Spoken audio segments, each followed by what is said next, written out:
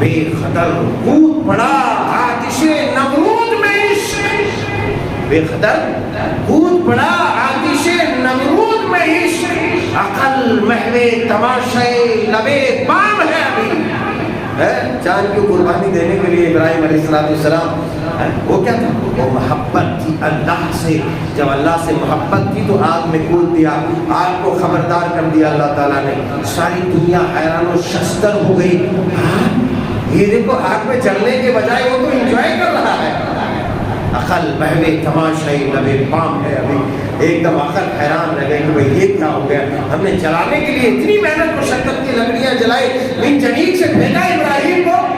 ابراہیم علیہ السلام کی زندگی سے ہمیں یہی سبق ملتا ہے، محبت قربانی چاہتی ہے، اور محبت قربانی کے بعد حاصل ہوتی ہے، اور اللہ کو محبت چاہیے، بندے کو اللہ کی محبت چاہیے۔